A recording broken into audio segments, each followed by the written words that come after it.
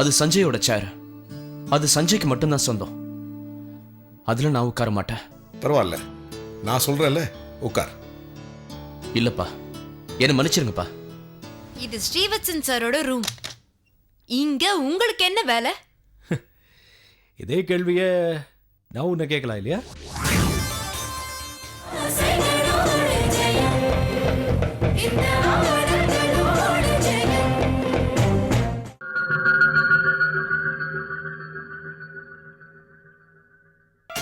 அது மட்டும் இல்ல, இன்னைக்கு என்ன தோன்றதுன்னா, இந்த துளசி என்ன சொல்லிட்டு தெரியறா, அவளையும் அவ குழந்தையையும் நீங்க ஏமாத்தி கை கழுவிட்டதா அவ சொல்லிட்டு அலையறா.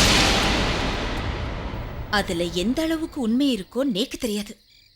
ஏன்னா அது நீங்களும் துளசியும் சம்பந்தப்பட்ட விஷயம்.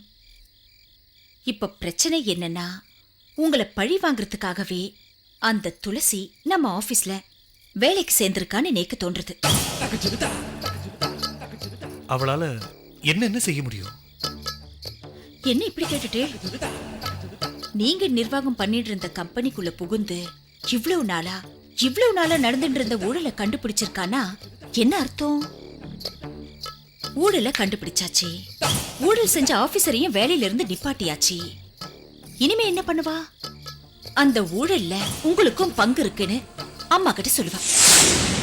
ரங்கநாயகி அம்மா அத நம்ப மறுத்துட்டாள்னா, ஒரு நாள் 2 நாள் இல்ல, 30 வருஷமா நடந்துட்டு இருக்கிற ஊழல் உங்களுக்கு எப்படி தெரியாம போகும்? இதுல ஆதாயம் இருக்கிறதுனால தான் இவரும் கண்டுக்காம விட்டுருக்கார். அப்படி இப்படின்னு சொல்லி உங்களை இந்த ஆத்த விட்டே துரத்தி எடுக்காம விடமாட்டா. துளசி மாதிரியான பொம்பளைங்க நினைச்சா எதை வேணாலும் செய்வாங்க. என்ன பொறுத்த வரைக்கும் அவளோட அடுத்த திட்டம் உங்களை இந்த ஆத்த விட்டே வெளியில் அனுப்புறதுதான். ஆனா இந்த தடவை அவளை ஜெயிக்க விட்டுறாதீங்க பிளீஸ்.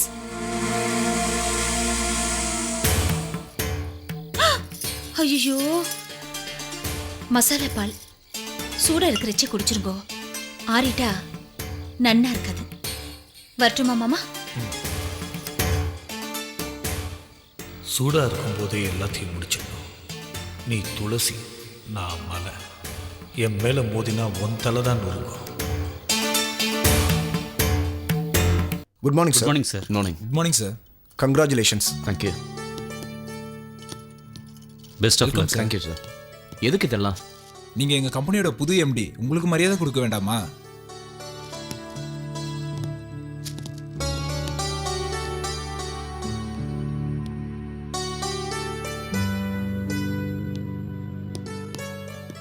சார், நல்ல நேரம் முடிய இன்னும் கொஞ்ச நேரம் தான் இருக்கு. பாஸ்கர் சார் அதுக்குள்ள பொறுப்பு எடுத்துட்டா நல்லா இருக்கும்.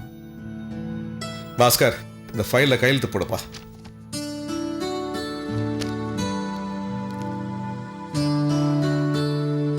பாஸ்கர், அந்த சேர்ல உட்காருப்பா. இல்லப்பா, சாரிப்பா, அது சஞ்சயோட சேர். அது சஞ்சய்க்கு மட்டும்தான் சொந்தம். அதுல நான் உட்கார மாட்டேன். பரவாயில்ல, நான் சொல்றேன்ல, உட்கார். இல்லப்பா, என்ன மன்னிச்சிருங்கப்பா. அந்த தகுதி எனக்கு கிடையாது. மேனேஜர், இந்த சேர் பக்கத்துல இன்னொரு சேர் போடுங்க. Okay sir. பாஸ்கரை மற்றவங்களுக்கு இன்ட்ரடியூஸ் பண்ணுறதுக்கு அவசியம் இல்லை. நீங்கள் எல்லோரும் ஒருத்தருக்கு ஒருத்தர் பழகப்பட்டவங்க தான். இன்னைக்கு பொறுப்பு எடுத்திருக்கிற பாஸ்கரும் எனக்கு மகன் மாதிரி தான். நீங்கள் சஞ்சய்க்கு என்னென்ன மரியாதையும் ஒத்துழைப்பும் கொடுத்தீங்களோ அதே பாஸ்கருக்கும் கொடுத்து கம்பெனியை மேலும் மேலும் வளர வைங்கப்பா. பாஸ்கர், நான் வரேன். பாஸ்கர், என்னப்பா அதுக்குள்ள கிளம்பிட்டீங்க? கம்பெனி பொறுப்பே வேண்டாம், கம்பெனிக்கு இனிமே வரமாட்டேன்னு சொன்னேன். நீ ஏன் முன்னாடி தான் கம்பெனி பொறுப்பு எடுத்துவேன்னு சொன்னேன். அதனால தான் வந்தேன்.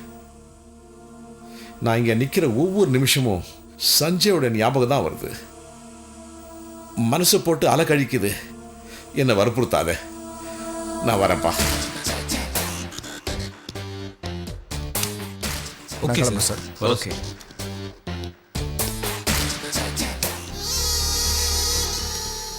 சஞ்சய், வந்துட்டேன்டா.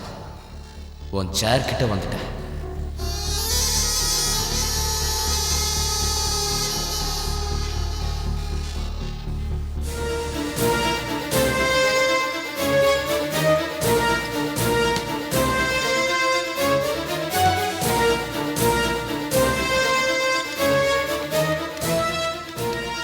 ஹலோ நான் தான் மதியானம் லஞ்சுக்கு பிட்ஸா பர்கர் ஆர்டர் பண்ணி வர வச்சிருக்கேன்.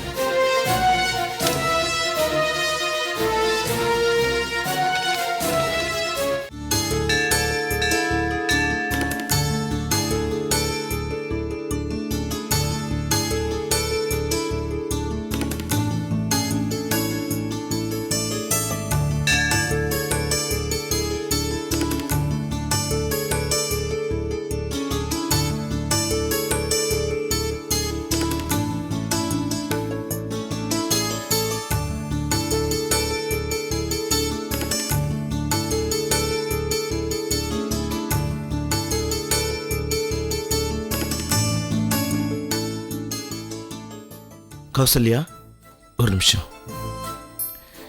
இப்படி எதிரில் பார்த்துட்டு எதுவும் பேச போனா எப்படி?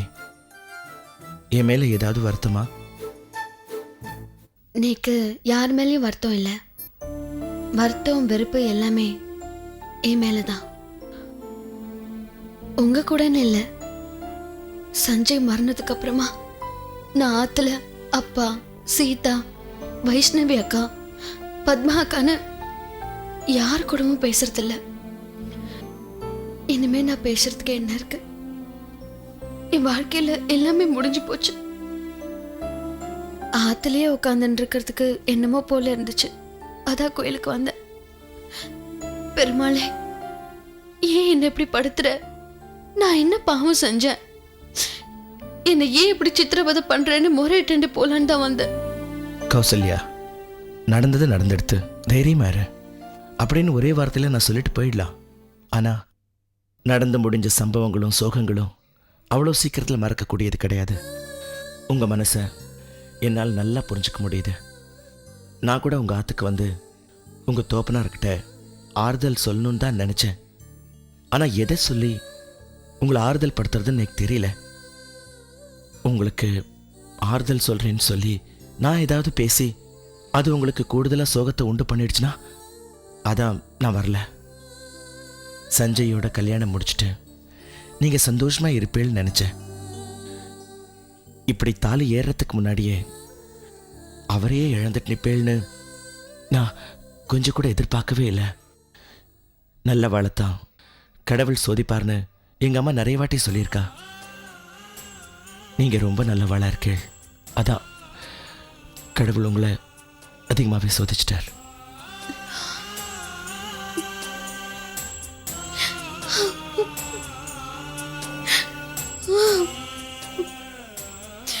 சஞ்சய் இறந்து போன சோகத்தை விட இது ஊரோட ஏச்சும் பேச்சும் தான் எனக்கு அதிகமா வலியை உண்டு பண்றது. நான் ராசி இல்லாதவளம். என்னோட ராசி தான் சஞ்சயை கொன்னுடுத்தான்.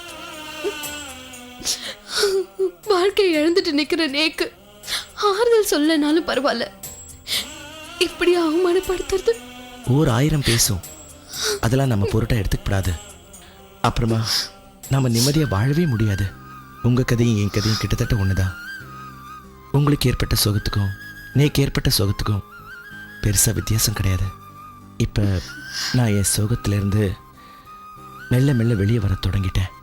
நீங்களும் உங்கள் சோகத்திலேருந்து வெளியே வரணும். பழைய கௌசல்யாவா கொஞ்சம் கொஞ்சமாக மாறணும். அது உங்களுக்கு மட்டும் இல்லை, உங்கள் தோப்பனார் உள்பட உங்கள் குடும்பத்துக்கே அது நல்லது. அதை விட்டுட்டு நடந்ததையே நினச்சி சதா இப்படி வருத்தப்பட்டுட்டே இருந்தா எந்த நியாயமும் கிடைக்க போகிறதில்ல. சரி கௌசல்யா, நேரம் ஆறுது. நீங்கள் உங்கள் ஆற்றுக்கு கிளம்புங்க. டைம் கிடைக்கிறச்ச நானே வந்து உங்களை பார்க்குறேன். உங்கள் தோப்பனாரை, சீதாவை எல்லாரும் கேட்டுதான் சொல்லுங்கள்.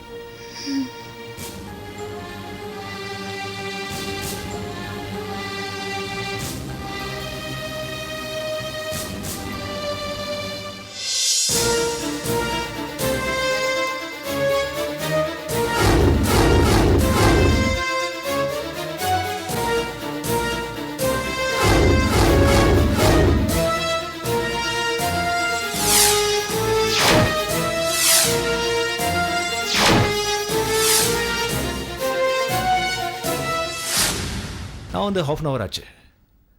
ஒரு 1.5 மணி நேரத்தில் வந்துடுவீங்களா நீங்கள்? I will see you here.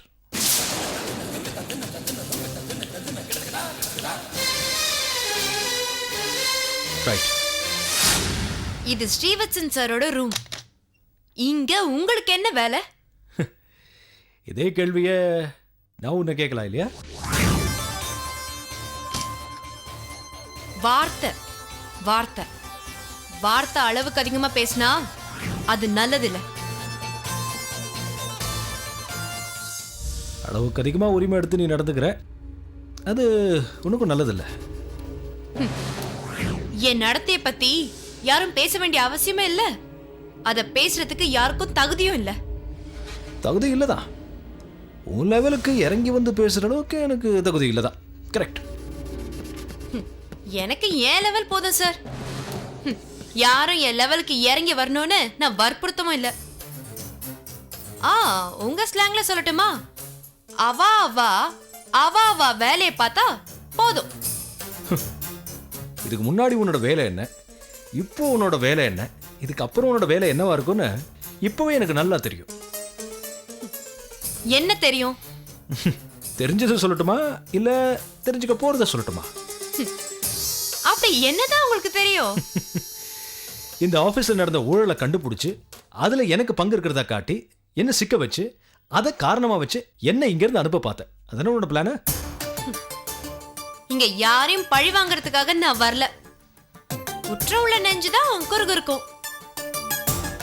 உங்களுக்கு ஏன் இப்ப இப்படி ஒரு பயம்? பயமா? இங்க யாருக்கிட்டையும் எதுக்காகவும் எனக்கு பயம் இல்லை. எங்க அக்கா என் கூட இருக்கிற வரைக்கும் எனக்கு எல்லாமே ஜெயந்தான். எங்க அக்கா கலசம்னா அதை தாங்குற கோபுரம். காக்கா குருவி போடுற எச்சத்தினால கோபுரத்தோட புனிதம் என்னைக்குமே கெட்டு போறது இல்லை. இந்த புரிஞ்சு நடந்துக்கோ, இல்லை புரிஞ்சுக்க ட்ரை ஆகுது பண்ணு. வழியை விடு.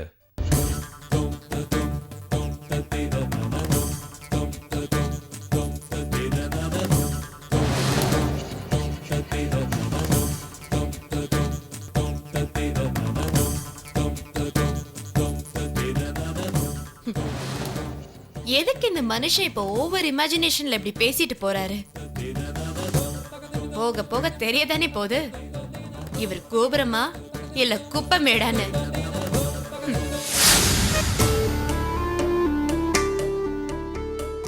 என்ன சௌந்தர்யா, ரொம்ப கோபமா இருக்க போல இருக்கு. என்னாச்சு? என்னாச்சுப்பா? இல்லடா, சௌந்தர்யா உள்ள வரும்போதே ரொம்ப கோபமா வந்தா, அதான் என்னாச்சுன்னு கேட்டுட்டு இருக்கேன். என்ன பிரச்சனை சௌந்தர்யா? எங்கிட்ட ஏன் கேக்குறீங்க? இதோ வராரே உங்க தம்பி, அவர்கிட்டயே கேளுங்க. சுரேஷ், என்ன பிரச்சனை?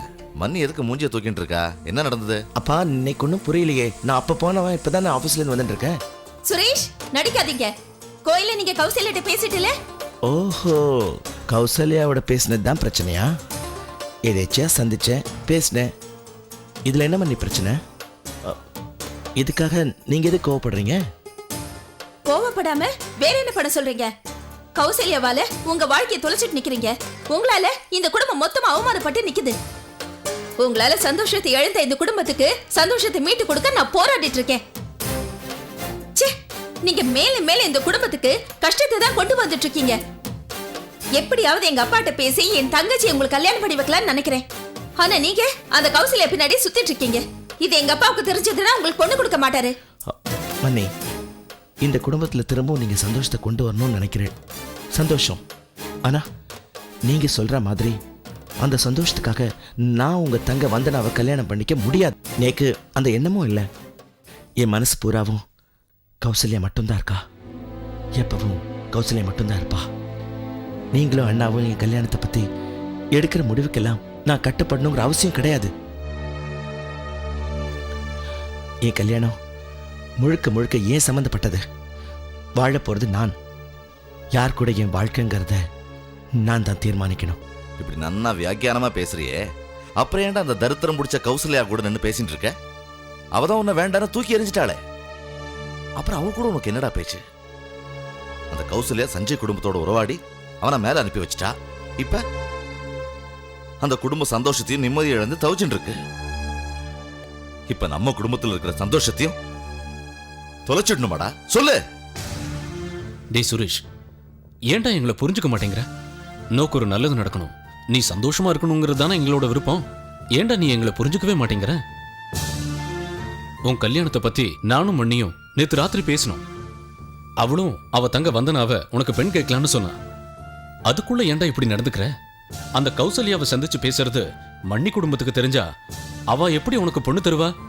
அண்ணா, ஏற்கனவே எல்லா கேள்விகளுக்கும் நான் பதில் சொல்லியாச்சு. மன்னி கேட்ட கேள்வியை திரும்ப திரும்ப கேட்டு என்ன டார்ச்சர் பண்ணாத ப்ளீஸ். ஏங்க, உங்க தம்பி கிட்ட எல்லாம் பேசுறது வேஸ்ட். உள்ள வாங்க. டேய் சுரேஷ், அந்த கௌசல்யா மேல நீ எவ்வளவு அன்பு வச்சிருந்தன்னு எனக்கு தெரியும். ஆனா அவ அதை புரிஞ்சுக்காம உன்னை நிராகரிச்சிட்டு அந்த சஞ்சயை பணத்துக்காக கட்டிக்க போனான். சஞ்சய் இறந்து கல்யாணமும் நின்னு போச்சு.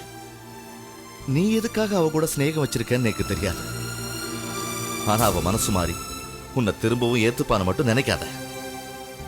அவளுக்கு தேவையெல்லாம் பணம்டா, வசதியான வாழ்க்கைடா. உன்னை ஏத்துண்டு அவன் நம்ம மாத்து மருமகளா வருவான்னு எனக்கு தோணல. அப்படியே அவளுக்கு இன்னொரு கல்யாணம் பண்ணிக்கலான்னு என்ன வந்தாலும் கண்டிப்பா சஞ்சயை விட பணக்காரனா தான் பாப்பா. அவ சத்தியமா உன்னை மனசால கூட நினைக்க மாட்டாடா. ஏண்டா, அவ பின்னால அலைஞ்சு உன்னோட வாழ்க்கையை கெடுத்துக்கிட்டது மட்டும் இல்லாம எங்க சந்தோஷம், நிம்மதி, இந்த குடும்பத்தோட கௌரவம் எல்லாத்தையும் ஏண்டா பாழாக்குற?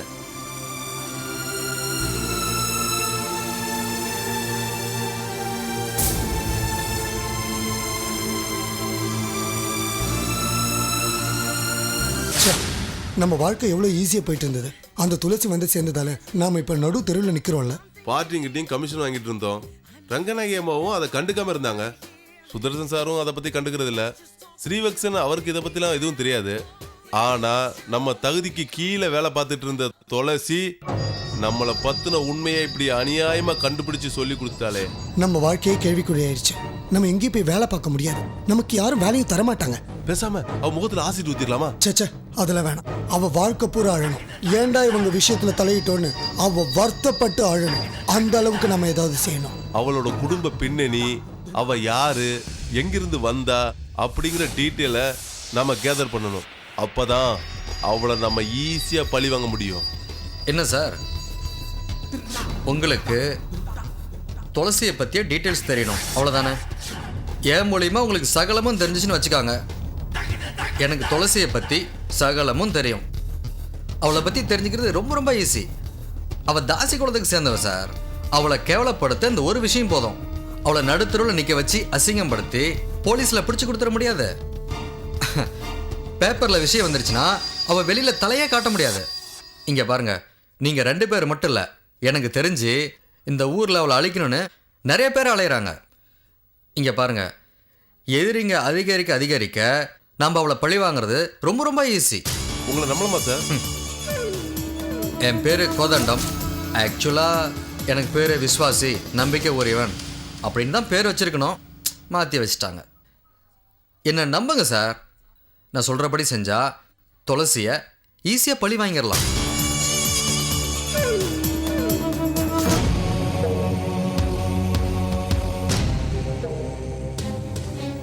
ஓகே? ஓகே. எஸ். பெருமாளே, எல்லாரையும் நல்லபடியா நீ தான் காப்பாற்றணும். கொடுங்க.